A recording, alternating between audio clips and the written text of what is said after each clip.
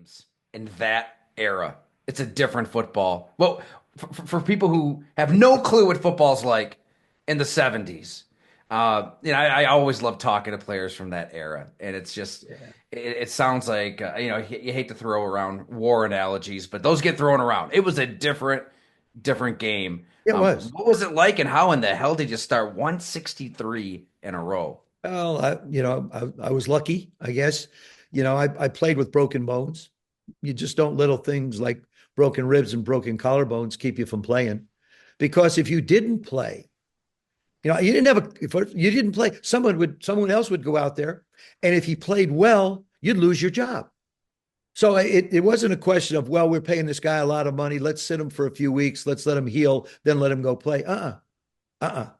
It's truly like the situation that we saw in New England with Drew Bledsoe and Tom Brady, like we saw with Alex Smith and Colin Kaepernick. You open that window for the other guy, and he does well. Coaches will say, "Well, you know what? It's his job. Injury's not going to make him lose the job." Baloney, baloney. If you go out there and if you're a starter and you miss 3 games and the other guy wins 3 games, you're on the bench. Now, what you got is you got a starter on the bench waiting to get back in the game, but you got somebody who's winning games. No coach is going to throw somebody back in there because their job's at stake. So how do you wind up playing a lot of ball games? I tried to take care of myself. You tried to be smart and not take the big hits, but of course they were unavoidable back then.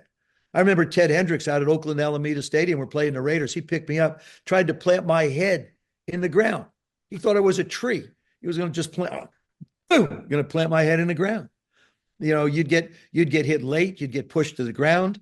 I think there are things that, to me, I think the game can be a little bit better. And one of the things is if a quarterback just gets pushed to the ground by a defensive guy, that's not a roughing penalty. That's not a 15-yard penalty. That's part of the game of football. It doesn't happen that frequently, but it doesn't need to be called. Which injury are you most proud that you just played through? I mean, like broken bones. I mean, what when you look back at that 163 and how in the hell that was even possible? Was there something you played through when you were worried about that person breathing down your neck, and you're like, I'm not letting this guy take my spot. Now, well, yeah, I was very always conscious of being able to go to practice on Wednesday because we had Tuesday off. You had Victory Monday and then Tuesday's installation. So getting back to work and sometimes we'd have Monday and Tuesday.